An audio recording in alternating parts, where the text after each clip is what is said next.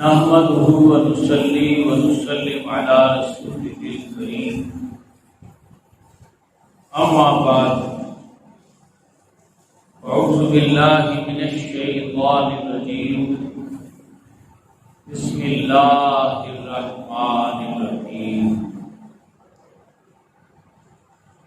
قال الله تبارك وتعالى قد صدقت الرؤيا إنا كذلك نجزي المحسنين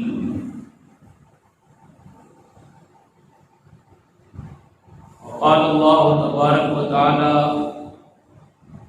إني جاعلك للناس إماما قال ومن ذريتي قال لا ينال عهد الظالمين صدق الله العظيم وصدق رسوله النبي الكريم الأمين۔ انتہائی قابل صد احترام محترم معزز سامعین و حاضرین،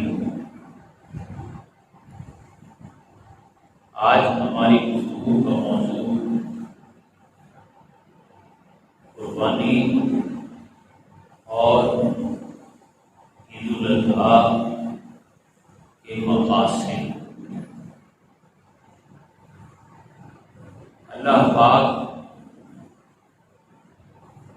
نے مسلمانوں پر یہ جانوروں کی قربانی کیوں فرض کی، اور قربانی کے ساتھ ساتھ عید کا تہوار کیوں منایا جاتا ہے۔ قربانی تو ہم نے دے دی اپنے جانوروں کی، عید بھی ہم نے منا لی، لیکن قربانی دینے کا جو مقصد ہے اور عید منانے کا جو مقصد ہے، کیا وہ بھی ہم نے حاصل کیا؟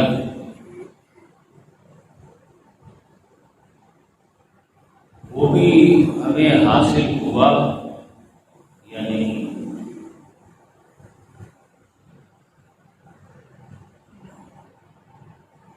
قرآن حکیم میں اللہ پاک فرماتا ہے قد صدقت الرؤیا، اے ابراہیم تم نے اپنا خواب سچا کر دکھایا۔ شیطان نے حضرت ابراہیم علیہ السلام کو اسی بات سے برگلانے کی کوشش کی تھی کہ تم نے ایک خواب ہی تو دیکھا ہے۔ تو حضرت ابراہیم علیہ السلام نے پتھر اٹھایا اور شیطان کو مارتے ہوئے کہا کہ اے بدبخت شیطان، نبی کا خواب بھی وحی الہی ہوتا ہے، نبی کوئی عام بندہ نہیں ہوتا۔ ہمارے آقا صلی اللہ علیہ وسلم کے بارے میں اللہ پاک نے فرمایا ما ینطق عن الہوی ان هو الا وحی یوحی۔ اس کا ترجمہ آپ اگر سنیں اور اس پر غور کریں تو آپ حیران رہ جائیں گے کہ ایک وحی تو وہ ہوتی ہے جو جبرائیل امین لے کر آتا ہے، فرشتوں کا سردار،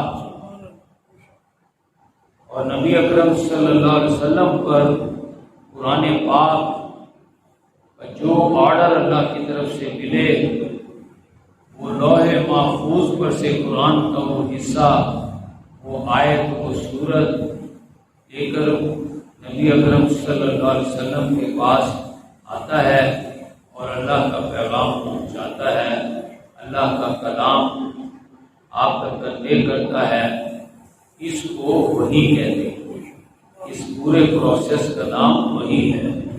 لیکن اللہ پاک فرما رہا ہے لوگوں، صرف وہی نہیں ہوتی جو کہ جبرائیل لے کر آتا ہے، بلکہ ما ینطق عن الہویٰ، میرا محبوب جب بھی بولتا ہے اپنی خواہش نفس سے نہیں بولتا، بلکہ ان ہوا الا وحی یوحیٰ، بولنے سے پہلے اللہ کی طرف سے ڈائریکٹ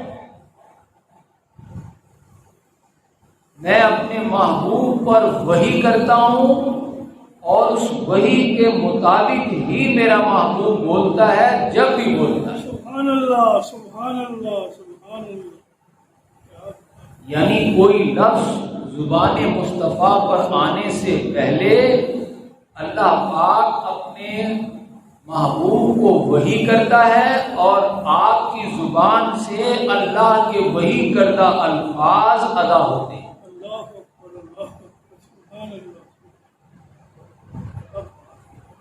جب بھی کبھی میرا محبوب جس معاملے میں بھی جیسے بھی کھڑے بیٹھے لیٹے جاگتے سوتے اٹھتے بیٹھتے چلتے پھرتے، جو بھی میرا محبوب ارشاد فرماتا ہے وہ اپنی خواہش سے نہیں ارشاد فرماتا، بلکہ اللہ کی طرف سے پہلے اس پر وحی ہوتی ہے اور میرا محبوب اس وحی کے مطابق ارشاد فرماتا ہے۔ سبحان اللہ، سبحان اللہ، سبحان اللہ۔ ٹھیک ہے، یہ مقام تاجدار انبیاء کا ہے، لیکن تمام انبیاء کرام اللہ تعالیٰ کے خاص چنے ہوئے بندے ہیں۔ تو بندوں کا خواب ہوتا ہے، نبیوں کا خواب بھی وحی الہی ہوتا ہے۔ سبحان اللہ، سبحان اللہ، کیا شان، الحمدللہ، بہت اچھا، بہت اچھا۔ حضرت ابراہیم علیہ السلام پوری زندگی امتحانات میں سے گزرتے رہے، اللہ کی بارگاہ میں قربانیاں پیش کرتے رہے۔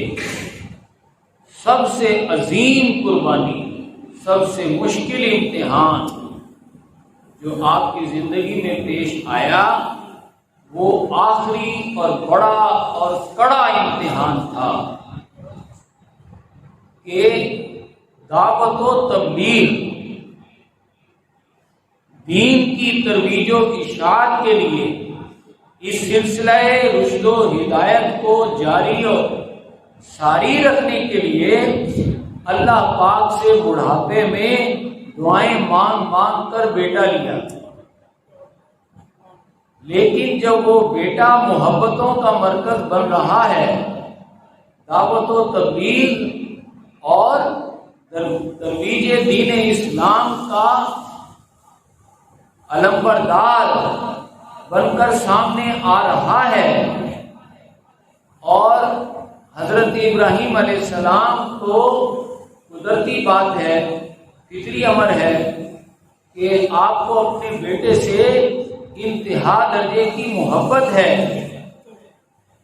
لیکن کائنات کی سب سے بڑی حقیقت یہ ہے کہ اللہ پاک نے انسان کو اپنی محبت کے لیے پیدا کیا۔ سبحان اللہ، سبحان اللہ، خدا کی ذات یہ گوارا نہیں کرتی کہ پیدا تو اس نے انسانوں کو اپنی محبت کے لیے کیا ہو، لیکن وہ اللہ کو چھوڑ کر غیر اللہ ما سوى اللہ کی محبت میں چلا جائے۔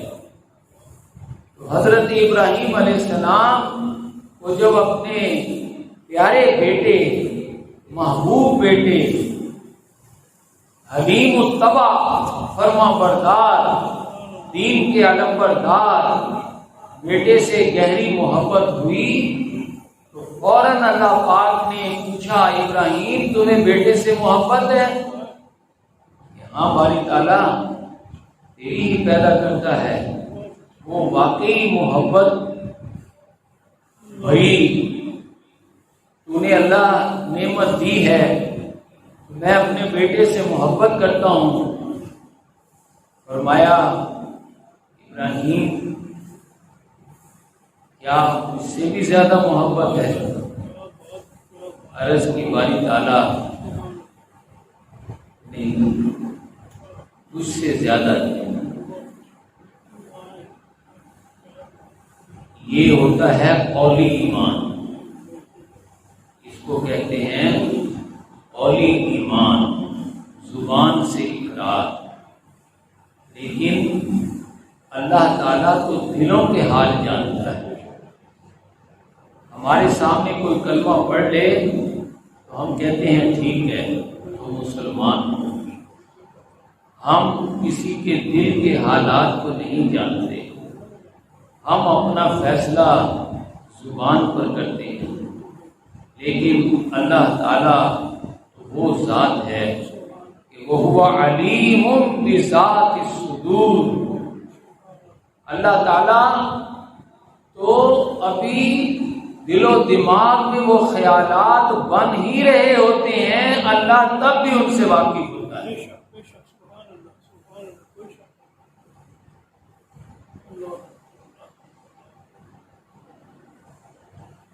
تو حضرت ابراہیم علیہ السلام نے عرض کی باری تعالیٰ مجھے محبت تو ہے، اپنے بیٹے سے بہت زیادہ محبت ہے، لیکن اے اللہ بیٹے سے کہیں زیادہ تجھ سے محبت۔ یہ قولی ایمان، لیکن دل والا ایمان، اللہ کو تو دل والا ایمان چاہیے کہ وہ دلوں کے حال سے واقف ہے۔ زبان سے کہہ بھی دیا لا الہ تو کیا حاصل، دل و نگاہ مسلمان نہیں، کچھ بھی نہیں۔ تو عرب ہو یا عجم ہو، تیرا لا الہ الا لغت غریب جب تک تیرا دل نہ دے گواہی۔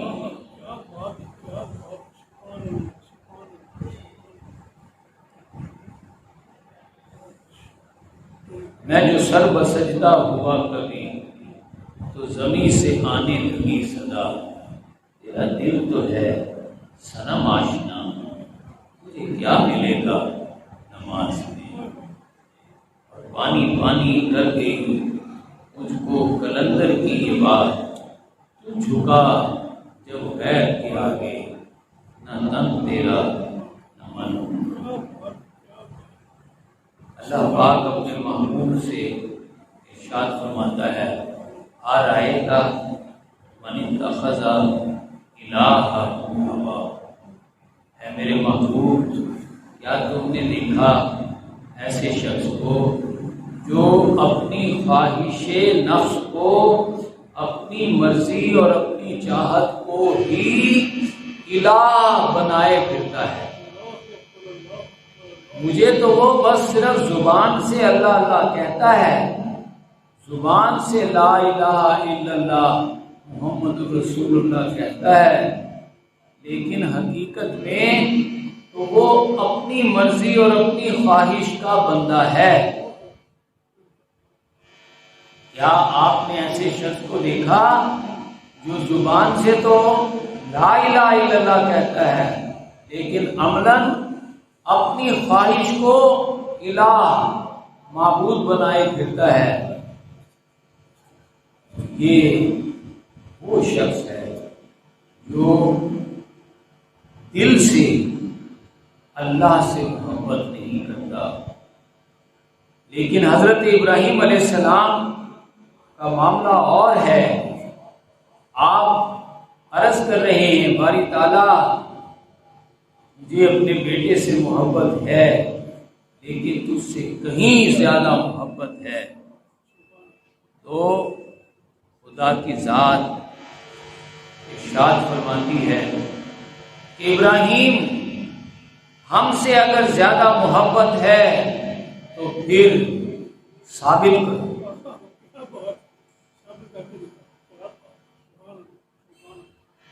یہاں صرف دعویٰ نہیں چلتا، یہاں تو دعوے کے ساتھ ساتھ کردار اور عمل کی ڈیمانڈ رہتی ہے۔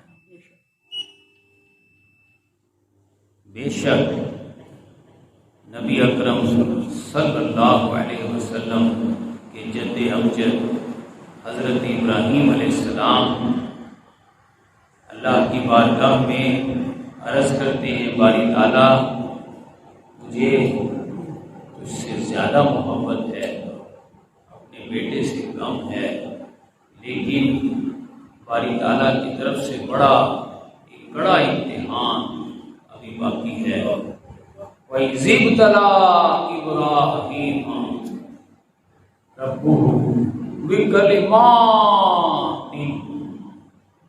ابراہیم کو اس کے رب نے بڑے مشکل امتحانوں میں سے، بڑے کٹھن امتحانوں میں سے گزارا ہے، لیکن مبارک ہو فَاتَمَّهُنَّ، ابراہیم ہر مشکل امتحان میں اعلیٰ ترین کامیابیوں سے گزرا ہے۔ سبحان اللہ، سبحان اللہ، سبحان اللہ۔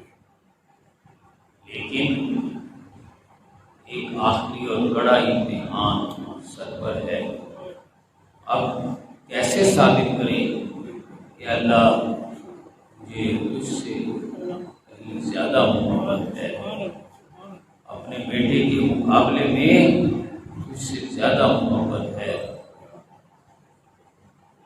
خواب دیکھتے ہیں، اللہ تعالیٰ خواب میں رہنمائی کرتا ہے، جو کہ ایک دفعہ دیکھا، دوسری دفعہ دیکھا، جب تیسری دفعہ دیکھا تو چونکہ عمل کا وقت تھا تو اپنے صاحبزادے سے پوچھا، انی ارا فی المنام، اے میرے بیٹے میں خواب میں دیکھ رہا ہوں، انی اذبحک، کہ میں تجھے ذبح کر رہا ہوں، فانظر ماذا تری، اب تو بتا کہ تیرا کیا ارادہ ہے۔ گویا حضرت ابراہیم علیہ السلام خود اللہ کی بارگاہ میں امتحان سے دوچار ہیں، اور اب اپنے بیٹے کو اس امتحان کا حصہ بنا رہے ہیں، آپ سے فرما رہے ہیں کہ دیکھو میں تو یہ خواب میں دیکھ رہا ہوں، فانظر ماذا تری، اب تم بتاؤ تمہارا کیا ارادہ ہے۔ یہاں پر اس حقیقت کا مشاہدہ کر لینا چاہیے، اس حقیقت کو سمجھ لینا چاہیے۔ ہم قرآن کو پڑھتے ہیں، لیکن قرآن حکیم کو صرف پڑھ لینا یا صرف سمجھ لینا ہی کافی نہیں ہوتا، بلکہ پڑھنا اور سمجھنا خالصتاً عمل کے لیے ہوتا ہے۔ جب عمل کو بروئے کار لانے کی کوشش کی جاتی ہے تو قربانی کا مرحلہ آتا ہے۔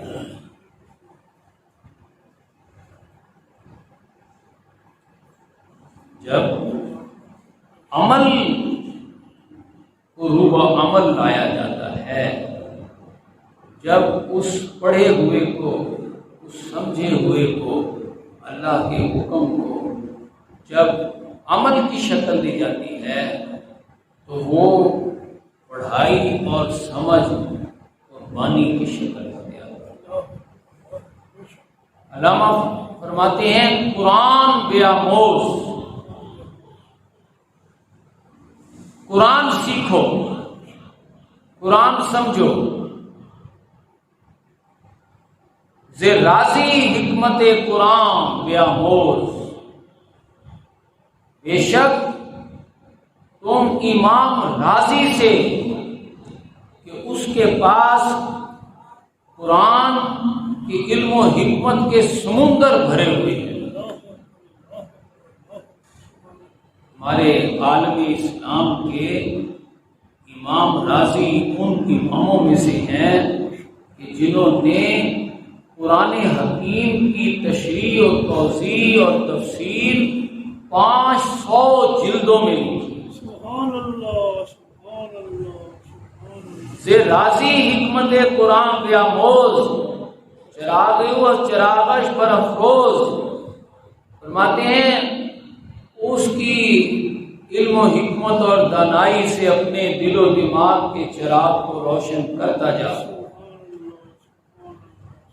ولے کی نقطرا ازمن فراگی، لیکن یہ ایک نقطہ تو مجھ سے سیکھ لے، وہاں سے تجھے سینکڑوں، ہزاروں، لاکھوں، کروڑوں نقطے ملیں گے، کیونکہ وہ بہت بڑے امام ہیں۔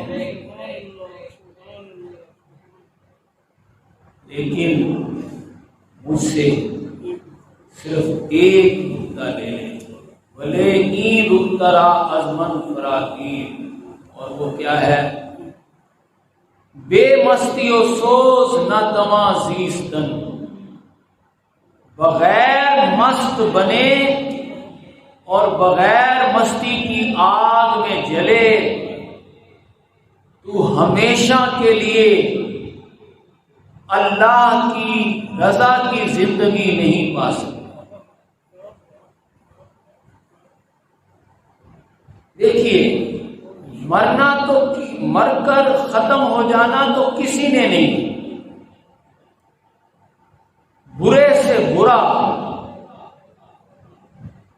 شخص بھی، چاہے وہ ابو جہل ہو یا ابو لہب ہو، آپ کا کیا خیال ہے؟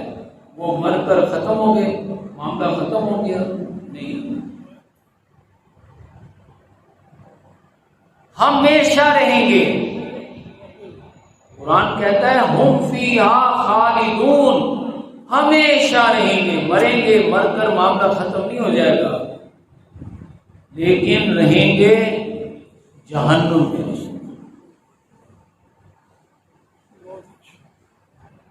ہمیشہ جہنم میں جلتے رہیں گے۔ ایسا ہونا سب سے بڑا عذاب ہے۔ بندہ چاہے گا میرا معاملہ ختم ہو جائے، نہیں ہوگا، ہمیشہ جہنم میں جلنا پڑے گا۔ زندگی وہی ہے جو جنت کی، جو اللہ کی رضا اور خوشنودی کی، اور یہ بھی ہم فیہا خالدون، ظاہر ہے جو جنت میں بھی رہیں گے وہ بھی ہمیشہ رہیں گے، جو جہنم میں رہیں گے وہ بھی ہمیشہ رہیں گے۔ لیکن جو دنیا میں آیا ہے جنت میں تب جا سکے گا جب اللہ کی محبت میں اپنی قربانی پیش کرے گا، اپنی اور اپنوں کی محبت کی قربانیاں اللہ کی بارگاہ میں پیش کرے گا تو جہنم سے بچتے ہوئے جنت میں ہمیشہ رہے گا۔ اور اگر اس کے برعکس زندگی ہے تو جنت تو نصیب نہیں ہوگی، ہمیشہ کے لیے جہنم میں رہنا پڑے گا۔ یہی بات فرما رہے ہیں، بے مستی و سوز اللہ کی راہ میں مست بنے بغیر، یہ مست کون ہوتا ہے؟ ہر کوئی اپنی اور اپنوں کی محبت کے بھینٹ چڑھا ہوتا ہے۔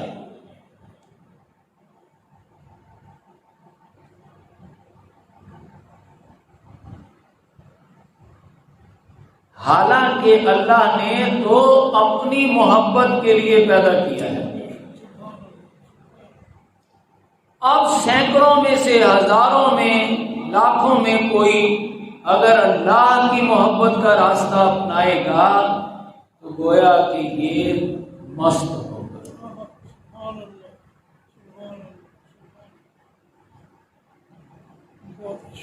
آپ سوچیں ذرا، اول تو کوئی باپ اپنے بیٹے کو اللہ کی بارگاہ میں قربان کرنے کے لیے تیاری نہیں ہوگا۔ یہ اولاد کو اللہ کی محبت میں قربان کرنے کا کیا مطلب ہے؟ ہمارے لیے قرآن حکیم ہی ہدایت کا منبع اور سرچشمہ ہے۔ قرآن حکیم ہمیں بتاتا ہے، احب الیکم من اللہ ورسولہ وجہاد فی سبیلہ۔ لوگوں، تمہارا جو دائرہ کار ہے، تمہاری جو زندگی ہے، وہ 8 چیزوں سے متعلق کر دی گئی: باپ، بیٹے، بھائی، بیویاں، رشتے دار، مال، کاروبار اور مقام۔ ان کی محبتیں تمہارے دلوں میں گھر کر دی گئی۔ تم انہی کے لیے 24 گھنٹے بھاگے دوڑے پھرتے رہتے ہو، لیکن لوگوں کی عظیم اکثریت اسی طرح ہی رہتی ہے۔ لیکن ان میں سے چند ایک ایسے ہوتے ہیں جو اپنی ان 8 محبتوں کے مقابلے میں اللہ کے رسول اور اس کی راہ میں جہاد سے زیادہ محبت کرتے، اپنا وقت اور صلاحیتیں زیادہ اس کام میں لگا۔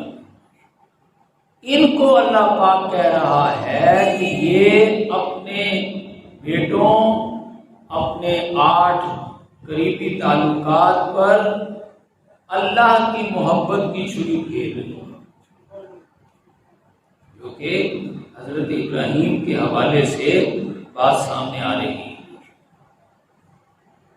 کہ دعویٰ تو بندہ کر لیتا ہے، اے اللہ مجھے زیادہ تجھ سے محبت ہے، لیکن اللہ پاک فرماتا ہے صرف دعویٰ نہیں چاہیے، ثابت کرو۔ اب جب ثابت کرنے کا مرحلہ آتا ہے تو یہاں پہلے مست بننا پڑتا ہے اور پھر اس مستی کی آگ میں جلنا پڑتا ہے۔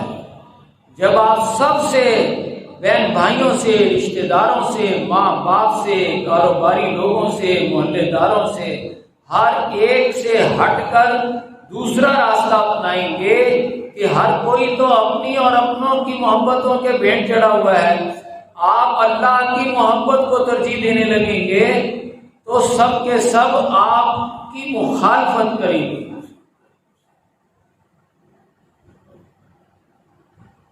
لیکن بندہ ان مخالفتوں کی پرواہ کیے بغیر جمع رہے، ڈٹا رہے، فرماتے ہیں ایسا شخص ہی ہمیشہ کی جہنم کی زندگی سے بچتے ہوئے ہمیشہ کی جنت کی زندگی پاتا ہے۔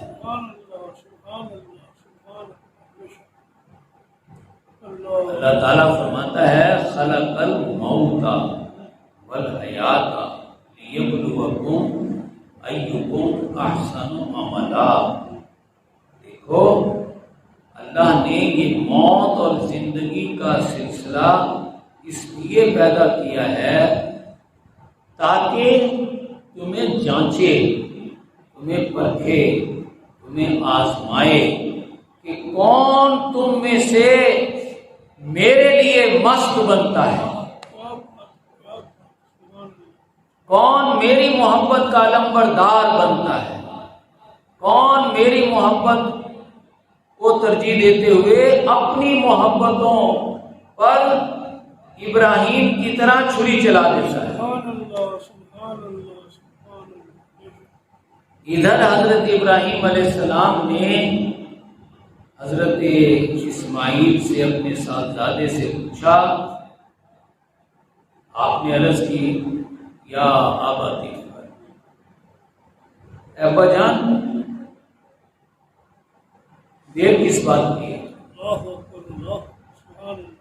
آپ کر گزریے، یا آبا افعل، ابا جان آپ کر گزریے، آپ مجھے لٹا لیجئے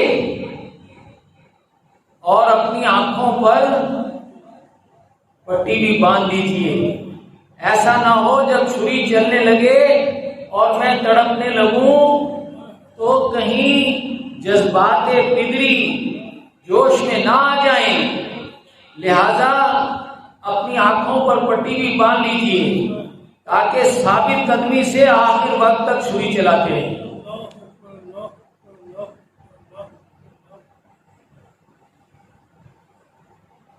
اللہ نے پیدا ہی ہمیں اپنی محبت کے لیے کیا ہے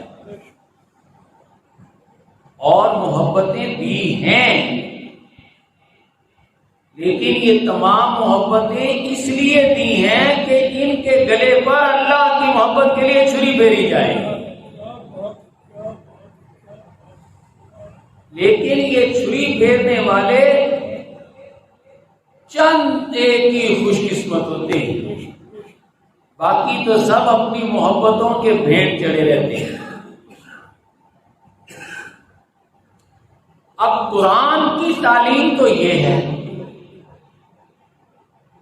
لیکن علامہ فرماتے ہیں بہت سے قرآن پڑھنے والے، پڑھانے والے، سمجھنے والے، سمجھانے والے یعنی علماء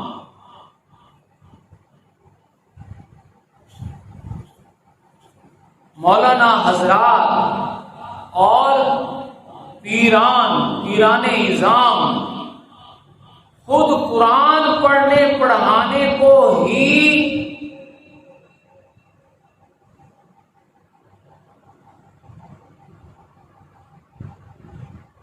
اپنا دھندا اور کاروبار بنا لیتے ہیں۔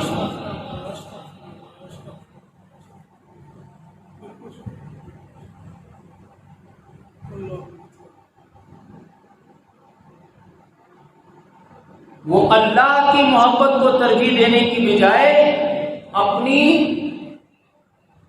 اور اپنی اولادوں اور اپنے مفادات کو ترجیح دینے لگتے ہیں،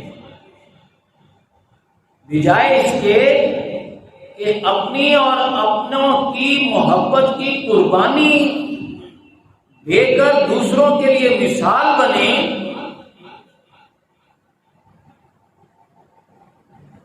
عوام الناس کے لیے قرآن حکیم کا یہی حکم ہے نا، لیکن خود قرآن پڑھ کر پڑھانے والا، سمجھ کر سمجھانے والا، خود عمل کر کے جس کی ڈیوٹی ہے وہ دکھائے، وہ خود ہی اپنی اولادوں کے بھینٹ چڑھ جائے، وہ خود ہی اپنے مفاد کے بھینٹ چڑھ جائے اور کلمہ حق بیان نہ کرے، خود دین سیکھنے سکھانے کو ہی دھندا بنا لے،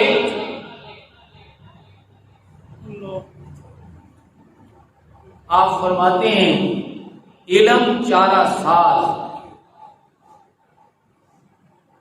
قرآن کو ہی چارہ سازی کا ذریعہ بنا لینا بدترین گمراہی ہے۔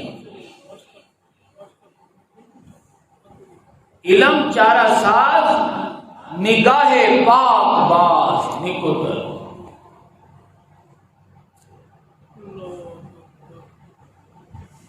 قرآن تو اس لیے آیا ہے کہ نگاہ میں پاک بازی کی جائے، نگاہ کی پاک بازی کے لیے آیا ہے، صحیح اور غلط کی تمیز کے لیے آیا ہے، جائز اور ناجائز کا خیال رکھنے آیا ہے، جہنم سے بچنے اور جنت کو ترجیح دینے کے لیے آیا ہے، اپنی محبتوں پر اللہ کی محبتوں کو ترجیح دینے کے لیے آیا ہے، اس رہنمائی کے لیے آیا ہے۔ آپ فرماتے ہیں یہ ایک درمیانہ درجہ ہے۔ پہلا اور بدترین درجہ تو یہ ہے کہ خود قرآن جو اللہ کی محبتوں پر، اللہ کی محبت کے لیے اپنی محبتوں کو کی قربانی کا راستہ دکھاتا ہے، بجائے اس پر چلنے کے خود قرآن کو ہی اس راستے کی سب سے بڑی رکاوٹ بنا لی۔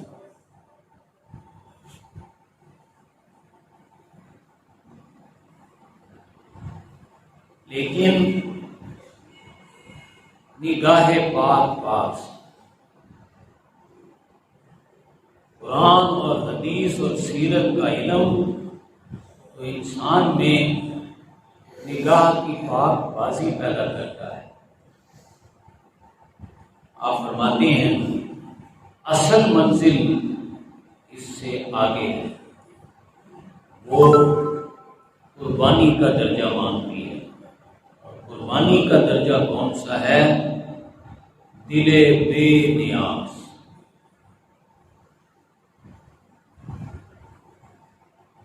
بندہ مومن کا دل دونوں جہانوں سے بے نیاز ہو جائے۔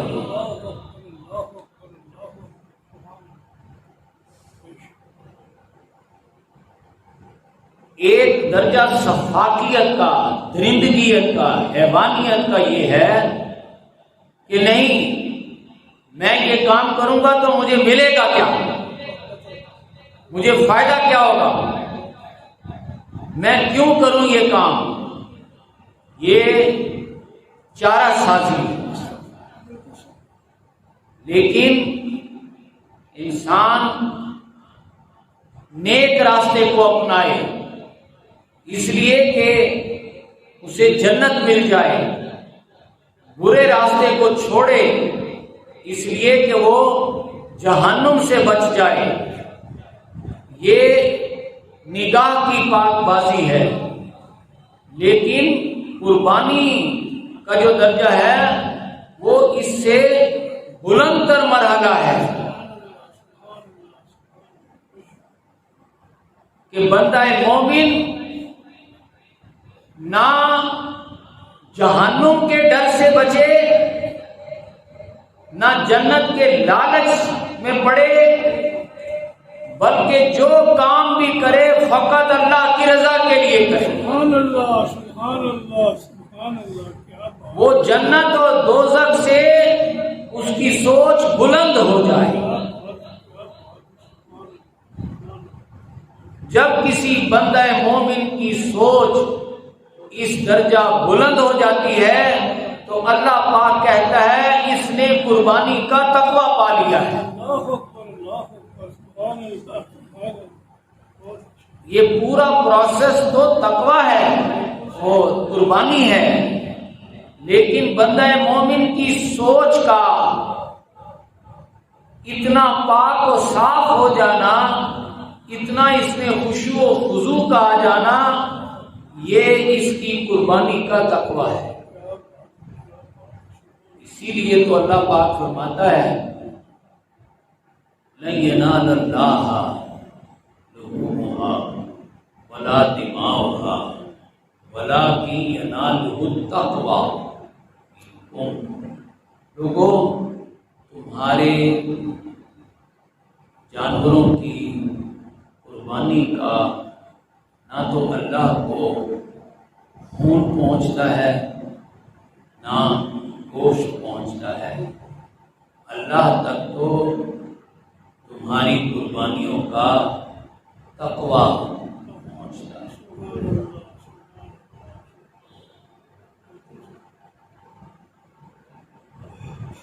تقویٰ جب بندہ مومن کا عمل چارہ سازی سے اٹھ کر بلند ہو کر نگاہ کی پاک بازی تک پہنچتا ہے تو یہ قدرے بہتر انسان، لیکن جب بندہ مومن نگاہ کی پاک بازی سے بھی بلند ہو کر دل بے نیاز، ایسا دل جو دونوں جہانوں سے بے نیاز ہو جائے۔ حضرت رابعہ بصریہ کسی نے دیکھا کہ بڑے جذب کے عالم نے ایک ہاتھ میں آگ پکڑی ہوئی ہے اور ایک ہاتھ میں پانی کی بالٹی پکڑی ہوئی ہے اور بڑے جذب کے عالم میں چلی جا رہی ہے۔ کسی نے پوچھا اماں جان یہ کیا آپ کی کیفیت ہے، یہ کیا ماجرا ہے؟ کہنے لگی دل چاہتا ہے کہ اس آگ سے جنت کو جلا ڈالو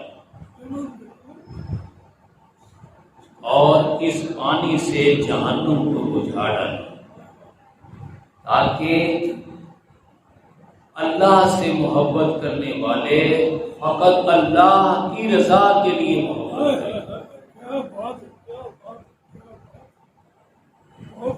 اللہ کی محبت میں یہ جہنم کے خوف سے بچنے اور جنت کے لالچ کو درمیان سے ہٹا دینا چاہتے ہیں۔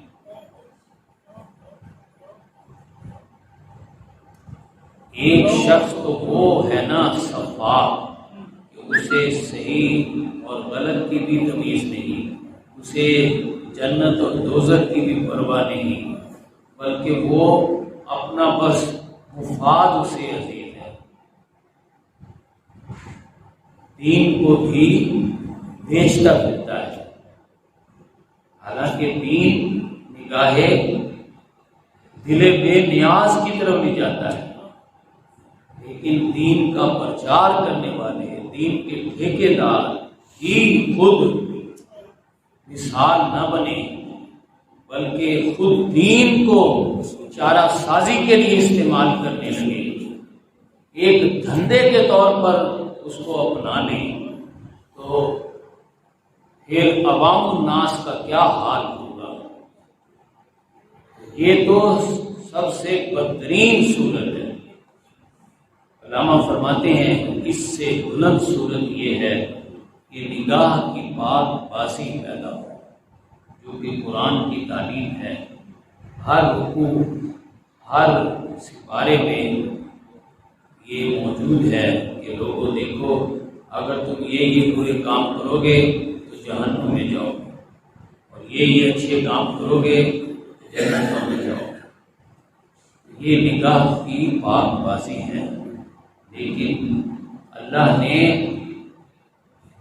یہ دو درجے اس لیے بنائے ہیں کہ بندہ تیسرے درجے کا مظاہرہ کرے کہ ان دونوں درجوں سے بلند ہو کر زندگی میرے لیے بسر ہے، میری رضا کے لیے۔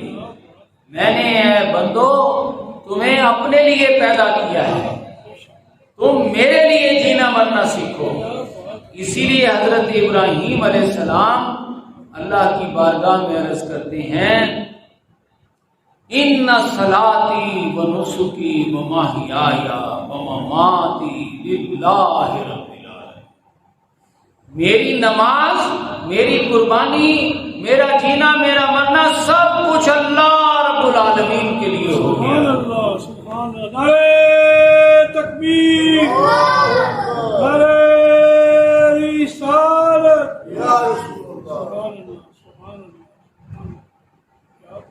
یہ بندہ مومن کا دل بے نیاز، حالانکہ آپ کی اپنے بیٹے سے ساری محبت، آپ تو اس وقت گویا کہ 90 سال 100 سال کے قریب ہیں، اور دعائیں مانگ مانگ کر بیٹا بھی لیا اسی لیے ہے تاکہ یہ سلسلہ رشد و ہدایت جاری رہے، اس میں بھی کوئی ذاتی غرض نہیں ہے۔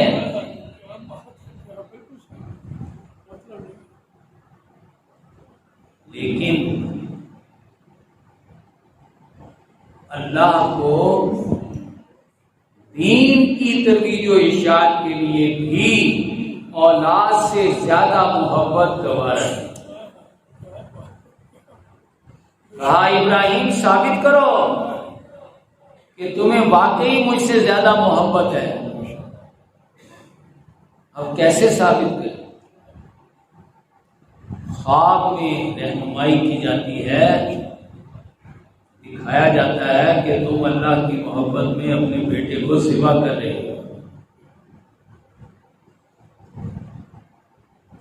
یہ ذبح کرنا ہماری شریعت میں، دین ابراہیمی میں کیا ہے؟ اپنے وقت اور صلاحیتوں کو زیادہ اپنے وقت اور صلاحیتوں کا زیادہ حصہ اللہ، رسول اور اس کی راہ میں جہاد۔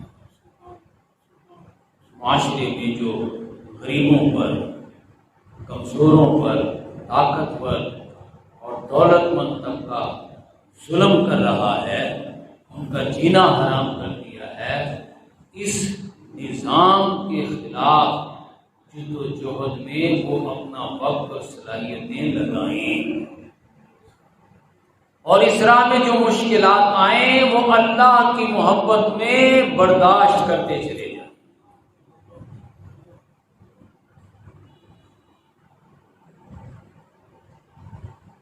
جو ایسا نہیں کرتے، جو اپنا وقت اور صلاحیتیں زیادہ اس کام میں نہیں لگاتے، انہی کے لیے اللہ پاک نے سورہ حجرات میں مدینہ میں چھٹے برس، یہ پہلے برس ہی نہیں، دوسرے سال ہی نہیں، چھٹے برس اللہ تعالیٰ نے اس حقیقت پر سے پردہ اٹھا دیا کہ وہ لوگ جو اپنا وقت اور صلاحیتیں زیادہ ظلم کے خلاف، ظلم کے خاتمے اور عدل کے قیام کے لیے اللہ کی محبت میں اپنے گھر والوں کی دشمنیاں بھی برداشت کریں، کیونکہ جب وہ زیادہ وقت اور صلاحیتیں اس کام میں لگائیں گے، اللہ پاک فرماتا ہے ان من ازواجکم واولادکم عدو لکم فاحذروہ، تو تمہاری بیویاں اور اولاد ہی تمہارے دشمن ہو جائیں گے۔ یہ ہے وہ حضرت ابراہیم علیہ السلام کی وہ چھری جو آپ اپنے بیٹے کے گلے پر چلا رہے ہیں۔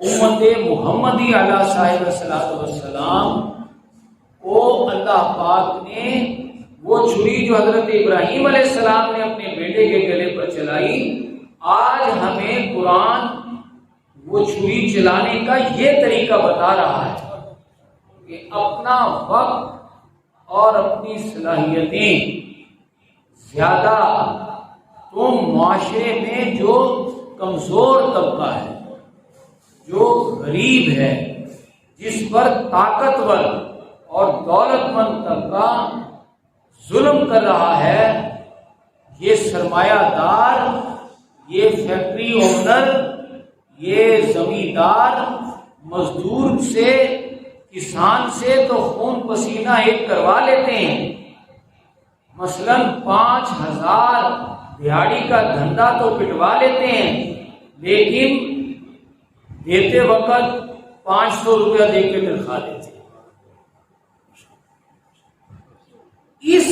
ظالمانہ نظام کے خلاف بندہ مومن اپنا زیادہ وقت اور صلاحیتیں لگائے تو گھر والے اس کے دشمن بن جائیں گے، لیکن وہ اپنا وقت اور صلاحیتوں کو زیادہ اسی طرف لگانے میں ثابت قدمی دکھائے۔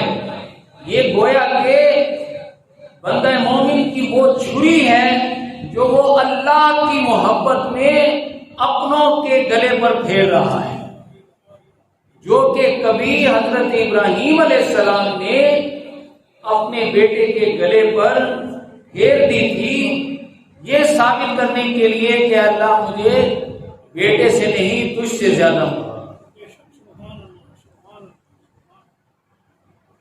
یہ دو دھاری تلوار ہے، ایک تلوار وہ ہے جو گھر والے بندہ مومن کے گلے پر چلاتے ہیں، سمجھے؟ ایک باہر والی تلوار بھی ہے، ایک دھار باہر والوں کی بھی ہے، وہ یہ ہے یحسبون کل صیحۃ علیہم ھم العدو فاحذروہم۔ جب تم ان سے یہ کہتے ہو کہ دیکھو اگر تم نے اپنا وقت اور صلاحیتیں زیادہ اللہ کے دین کے لیے نہیں لگائی تو تمہارا یہ نمازیں پڑھنا بھی تمہیں ثواب کی بجائے الٹا عذاب دے گا۔ تو یہ محض نماز پڑھنے والے حضور کے مخالف ہو جاتے ہیں۔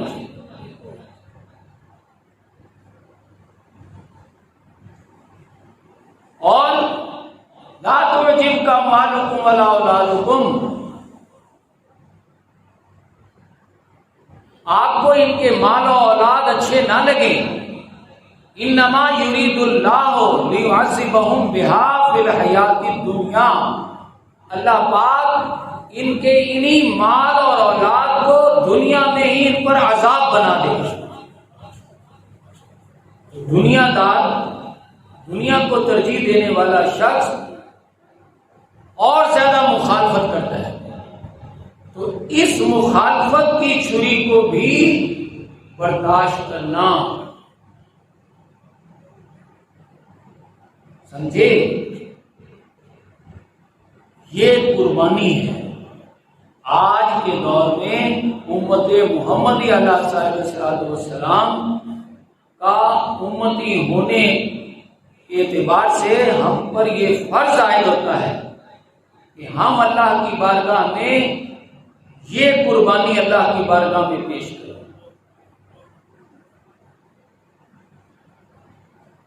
جس کو کہ علامہ اقبال کہتے ہیں، دہر میں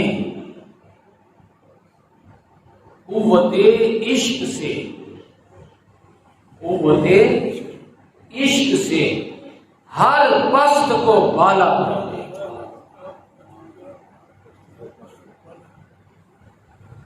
ہر غریب اور کمزور کو طاقتور بنا دے، ہر پست کو بالا کر دے۔ لیکن یہ ہوگا کیسے؟